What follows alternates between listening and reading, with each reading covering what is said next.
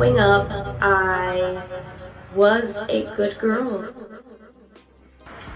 After the first time I did it, I was immediately, some people say this can't happen, but I was immediately addicted. The first time I snorted it, just a warm feeling, you could feel it rushing all the way through your body, from your head to your toes, it was rushing through your veins. It was the warmest, tightest hug.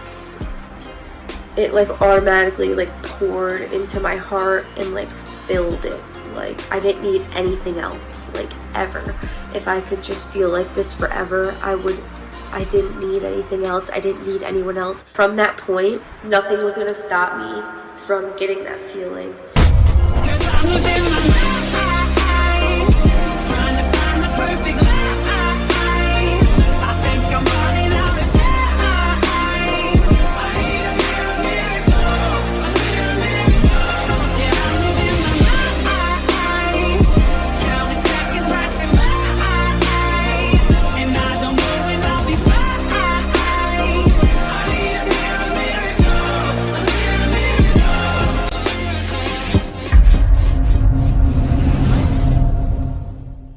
Every 11 minutes, someone in America dies from an opioid overdose. In 2019, there were 71,999 deaths. Those charts are set to grow in the year of 2020. This is the silent pandemic that people are keeping silence about. We have all seen the stories and heard the headlines in the news. Every year, police call centers receive thousands upon thousands of calls from family members and friends due to drug overdoses. This is one of those calls. 911, where's your emergency? I need an ambulance right away. My son just overdosed on heroin. What's your address? Please. He's He's unconscious. Please, hurry. Okay, stay on the phone with me, okay? Okay. Please, hurry. Please, hurry. Is he breathing? David, why isn't he breathing? Yes, but I can't wake him up. I can't wake him up.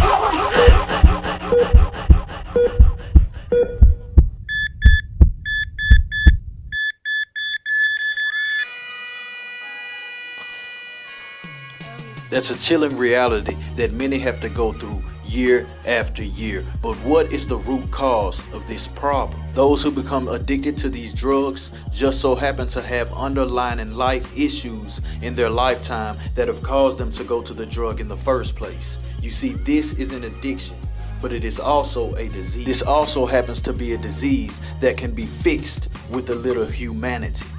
But you see, we as humans, we like to look at others like they are less than, such as when you call a homeless person a hobo or a bum.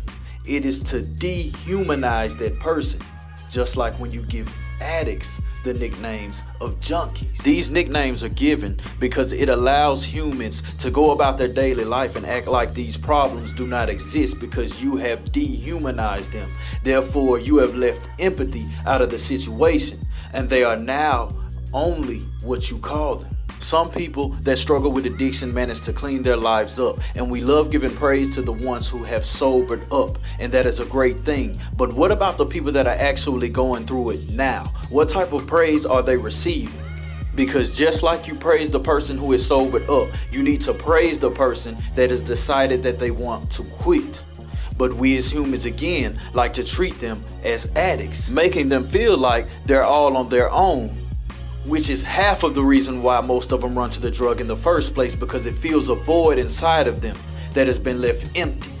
Even when they do try to quit and sober up, when they make a mistake and relapse, the friends and family around them say, I knew this was going to happen. I knew that they were going to run back to the drug, but that's because subconsciously, you know, in some way, shape, or form, your actions contributed to their addiction. But instead of just admitting that and working on yourself and changing the way that you treat that person, you would rather just blame it all on them because they're the junkie.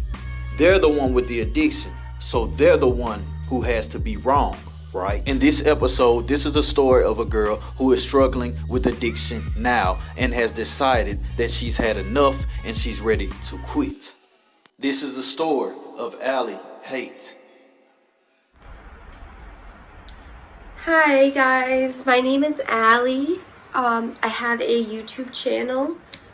It's called Vlogs by Allie Haight. My last name is spelled H-A-I-G-H-T. And I talk about my heroin addiction on my channel. And I am so glad that I am here on your channel. And I'm so touched that you would want me as a guest on your channel to tell my story and really try to help other addicts and let them know that they're not alone and that not every addict is the same. You know, addiction doesn't care whether you're rich, poor, black, white, doesn't care if you know, you're educated, not educated. Addiction can affect anybody, anywhere, from many walks of life. How was your childhood, and what were the situations that led up to the circumstances today? I grew up in upstate New York in a small city next to Albany. It is a small, I don't know if you guys have heard of it. It's called Troy. It's a really small, dingy city. It is my hometown, so I do love it, but the crime rate has shot up insanely. Like, if you just do a quick Google search, you'll see that. So I grew up in Troy. I graduated from high school there. I went to elementary school here. All of that. So growing up, I was a good girl, until, elementary school days. I was a really good girl. I loved, I got good grades. I was smart. I liked being a good child, for my parents. My parents split up when I was 7. My mom worked really hard to not let me and my brother see her struggle. I have a younger brother. He's 2.5 years younger than me. I am 23 now, and we didn't have the most money, but I did not go without. I had everything I could ever want or dream of. We lived in apartments when I was younger, so like I said, we weren't rich, but I had a really happy childhood for the most part. My dad has always, when my parents were together till I was 7, so I had, them together for all those years. And then after that, I still saw my dad and he was still in my life, but he started drifting away because he was not ready to settle down into family life. That is why they ended up splitting up. He liked to party. He is an addict himself. Addict, alcoholic, all of that. He comes from a long line of addicts, as well as my mom. Most of my family members are addicts, and it wasn't a big deal for me to see,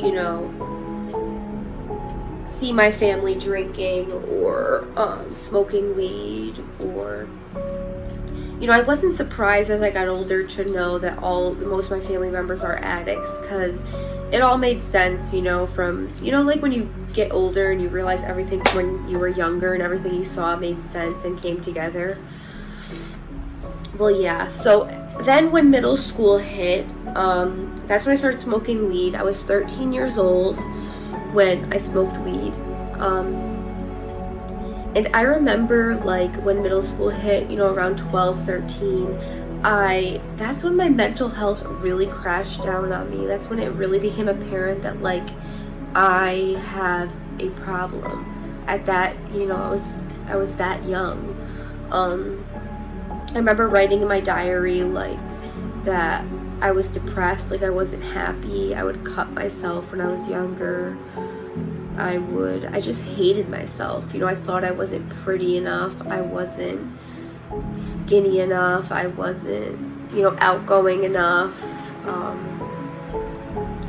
And I really beat myself up hard, you know, from a young age. So, you know, when I started smoking weed, I thought it was great. It felt great. It was awesome. I felt cool. I felt like I fit in with a group of people. And, you know, slowly smoking weed, you know, after smoking weed every day, I started drinking. And I wouldn't drink that often as much as I smoked weed. Like, I would drink maybe twice a week. Whenever, because it was like harder for me to get the alcohol because I was not 21, obviously. So yeah, you know, drinking, you know, 13, 14, 15 after drinking, and I started experimenting with more drugs like shrooms, LSD, cocaine.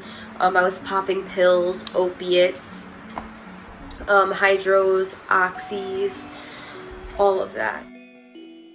Now, when heroin was first introduced, it was actually introduced for its medical value. It was way more effective than morphine, codeine, you name it. But the problem was that people were getting too heavily addicted to it. The reason why they discontinued this and scheduled this a narcotic drug had nothing to do with addiction, but I'll get to that in a second. Now, when taking opiates or actually using a drug such as heroin, it actually affects the part of your brain called the basal ganglia. Now, this area of your brain is also referred to as the reward center because it is what releases the pleasure effects due to eating food, sex, etc. Now, the part of your brain that actually controls things such as fear and bad memories is called the amygdala.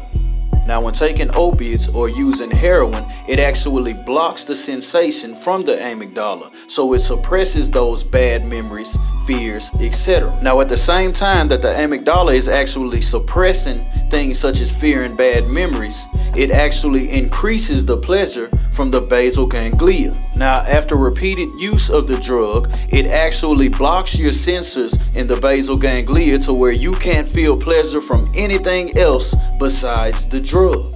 So it successfully makes itself the only thing that is going to make you happy inside of your life.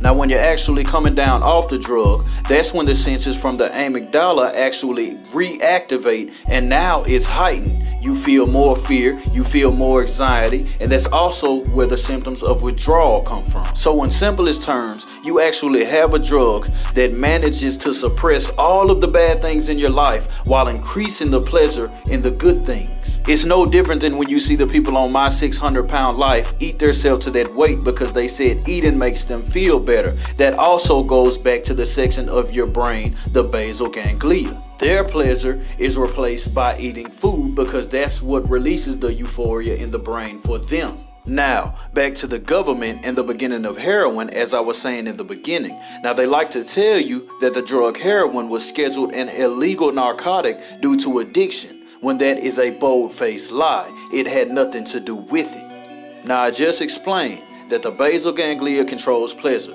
and that after repeated use of opiates or heroin, the only thing you will be able to feel pleasure from is from that drug. What is it called when anything goes wrong with your brain? That is called a brain disorder. Or in this case, you can also call it a disease.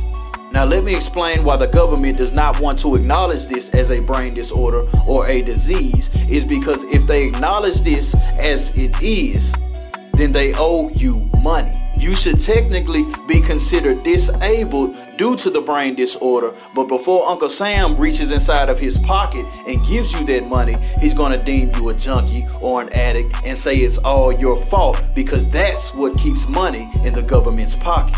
Not to mention how they actually market opiates towards the younger generation, but we'll get into that later. Let's continue with the interview. How old were you when you actually first tried the drug heroin? I was introduced to heroin when I was 16 years old, and I had a boyfriend at the time, and he hung out with older people who were like double my age at the time. And I would, you know, party with them. I would party with them very often because they lived like right on the same street. I was living with my boyfriend at the time. I had gotten kicked out of my mom's house because I was not following her rules. I was drinking, drugging. I was never home, and ultimately that got me kicked out at 16. So I was living with, like I said, with my boyfriend, hanging out with older people, and ultimately from hanging out with those older people, I got introduced to the drug that I am still addicted to this day, heroin. What were the circumstances that actually led you to trying the drug? So the first time that I did heroin, I was at one of these older woman's house. She didn't have any pills, and I would usually buy pills off of her because her mom got a prescription for them. And she busted out these two little wax baggies, and she told me it was heroin. She did, and I already knew that I loved the opiate high, so I knew that this probably would feel really good, and it did. After the first time I did it, I was immediately, like, you know, some people say this, like, can't happen, but I was immediately addicted. Like, the first time I snorted it, just a warm feeling, like, you could feel it rushing all the way through your body, from your head to your toes. Like, it was, like, rushing through your veins, like, a totally warm feeling, like you just put a warm blanket over you, and it was like the warmest, tightest hug. It like automatically like poured into my heart and like filled it. Like, I didn't need anything else, like, ever.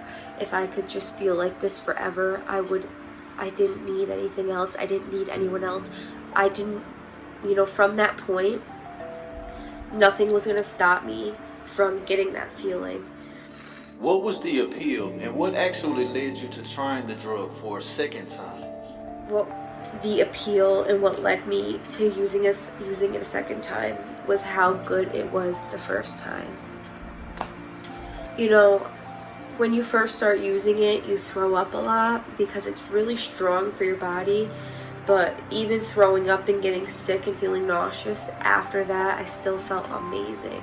Like, and I'm not trying to glamorize this at all. I'm just saying from my point of view, and I'm not glamorizing this at all.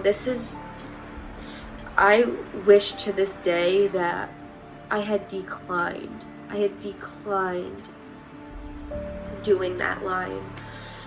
I wish I had gotten help before I even touched the dragon. We're just gonna call it the fucking dragon. Before I even touched that, it was the worst mistake I've ever made. Hands down. It completely ruined my life. What are some of your worst experiences caused by using the drug? Some of the worst things I experienced while actively using heroin. Where do I even begin? Always being broke, always begging family members for money, having to sleep with nasty men for money, having, you know, to always lie to people and, you know, put on a facade. It's like, I don't even know, like, where to begin. You know, it just led me down a road to shitty people who want nothing from you. You know, they'll act like your friends. They're not your friends. For years, I struggled, you know, once, you know, you build up a you build up a tolerance to the drug, and you need more and more to get high, which means you need more and more money to get high. When you're not working and you're 16 years old, 17 years old, you know, it's hard to support yourself, and that's exactly what I would do. I would sleep with people, put myself in really shitty situations. People would steal money from me. You know, I just encountered a lot of shitty people because of the situations that I put myself in.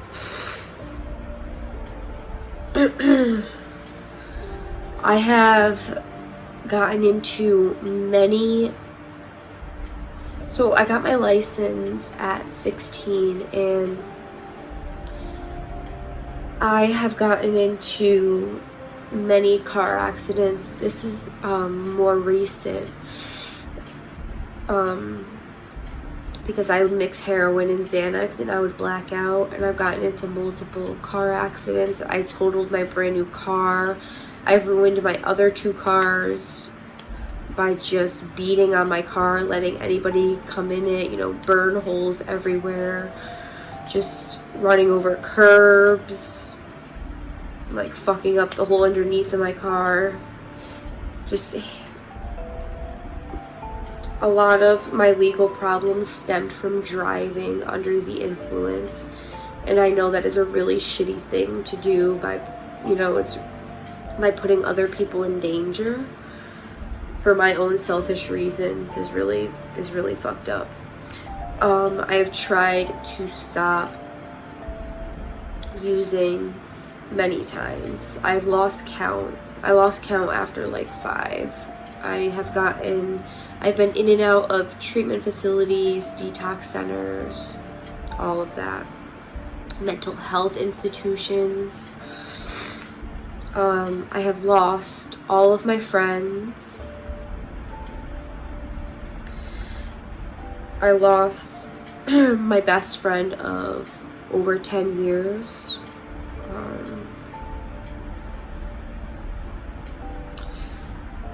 I was a cheerleader in high school. I cheerleaded for almost 10 years as well. I stopped doing that.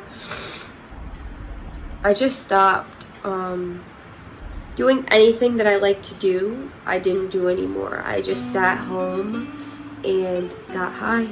I would sleep, get high, go to work, come home, sleep, get high, go to work. That's it. I currently have no friends, like not one friend. Having no friends and being all alone is very common for people struggling with addiction, because people basically throw them away. Going back to the beginning of this video when I was explaining the situation, that a little humanity could actually fix this situation. Now remember when I explained earlier about the basal ganglia that actually controls the pleasure, which also falls under the category of love. And since most of them are actually cast away and alienated, they are now trying to fill that empty space where love used to dwell, and now they're filling it with the happiness from the drug. Now remember that I told you that once you use this drug enough time, it actually makes it to where the only thing you will be able to feel happiness from is the drug itself. This situation is no different than the woman who is in love with the man, and she actually cheats on that man because she feels like her man isn't giving her the love that she deserves. So she goes to fill that empty void with another man. So in layman's terms, if you people that are actually casting the addicts out of your life and treating them like they are nothing, if they aren't going to get the love from you, they're going to find it somewhere else. So you might want to remember that next time you're quick to judge. It's also no secret that 80% of all heroin users either were prescribed opiates in the past, or they actually just use opiates for recreational use. But in reality, you are already set up to fail way back in your primitive years in school because you were targeted. All schools have the Just Say No, the drug prevention programs, where they basically use reverse psychology to get your mind enticed by the drugs in the first place. It's already proven that 7th through 12th grade are the rebellious years. That's when kids do the most rebellion. So basically, they're gonna do anything you tell them not to do just because you told them not to do it. Now in these drug prevention programs, they show up to the school and say, just say no. They give these big, long, drawn out speeches where they actually over exaggerate everything about the drugs and basically lie to your face. Now keep in mind that a large percentage of children have already grown up and seen their family around them participating in these same drugs, so they already know you're lying. So when you're actually lying about the drugs and over-exaggerating all the effects when they've already seen their family members participating in the drugs in the first place, it just makes them want to do it even more, because now it only seems like you're lying to me because I'm a child and this is an adult thing. The same way how they tell you in school that you should never, ever, ever have a drink in your life. You should never pick up alcohol, but when those children go home, they see dad drinking a beer, mom has a glass of wine, and they know that you're telling me this because I'm a child and this is an adult thing. When we all know that 7th through 12th grade and those rebellion years, all the things we're doing them because we want to feel grown. So basically what I'm telling you is all of that is one big stage. They're using reverse psychology to entice you with these drugs way before you ever even touch them. Remember, when people make businesses, they are not thinking about their money today. They're thinking about their money in the future. And guess what? Those middle schoolers and those high schoolers are the dollar signs of tomorrow. Do you really think that these big pharmaceutical companies actually give a damn that if you become addicted to the opiate prescription drugs and turn to heroin because it's cheaper, you think they care?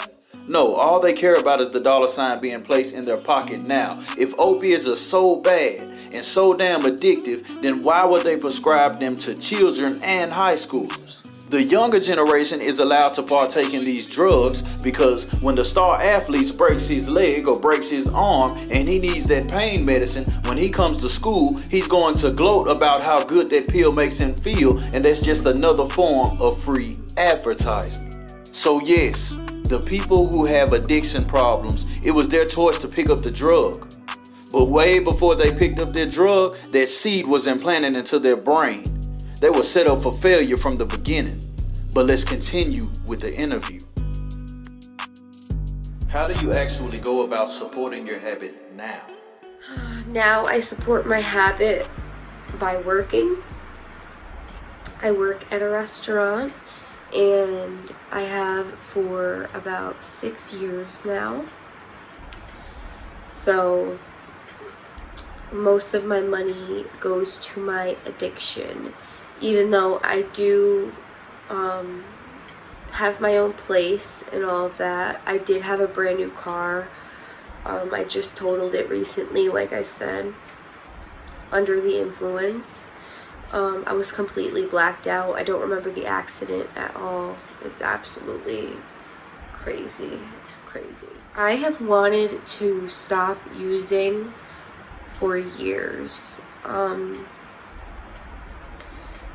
When I stopped getting high after doing a bun to the head, after shooting up and not getting high, by shooting up 10 bags and still not getting high, I knew that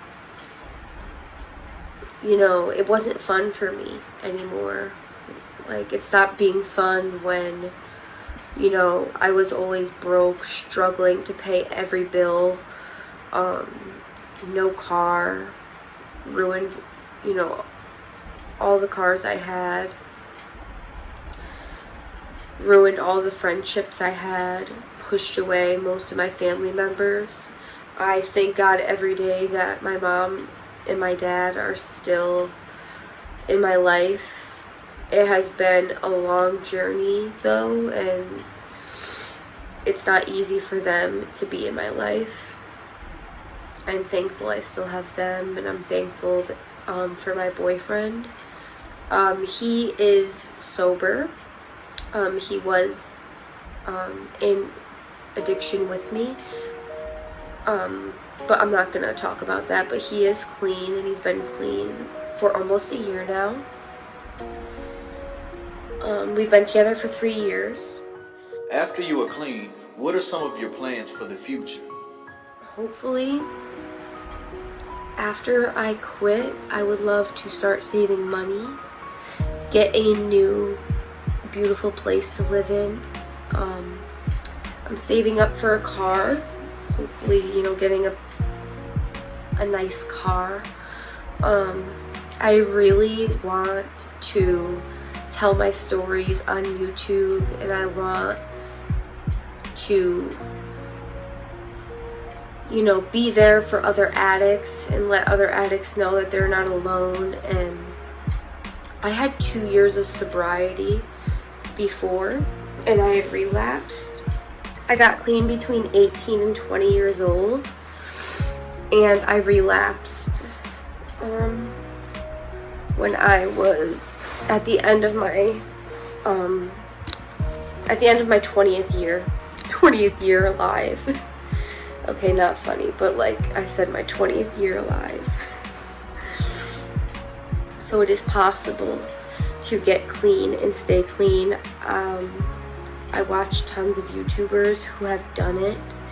I also hopefully can deter other people from using this drug by telling my personal stories and my personal journey. Every walk of life is different. Everyone's journey will be different. But we are all the same, no matter what situation you are in. I hope you enjoyed the video, and I hope you enjoyed the message. Please make sure you go to her channel and you show some love. If you want to learn more about her story, go to her channel, Vlogs by Allie Hates. Make sure you click the subscribe button on her channel and share the videos. Let her message be heard. You need to realize that it takes a lot for a person to be able to stand up in the midst of their situation and tell you exactly what they're going through now. Make sure you show your support. This will conclude the first episode of Craving Life. I hope you enjoyed it. I will be leaving a link to her channel in the description, as well as pinned at the top of the comments. Make sure you smash that subscribe and hit that bell button. I really appreciate you coming on my channel and telling your story. It's definitely a story that needs to be heard. Thank you. Thank you for letting me come on your channel and speak. I really appreciate it. I appreciate all of your subscribers, and I appreciate all the hard work that you put into your channel. It is very inspiring, and I hope that I spoke to at least one person, and hopefully I can deter at least one person from making the same mistakes that I did. Thank you so much. How many nights do you lie awake in the darkest place? How many days do you share the pain of your darker days?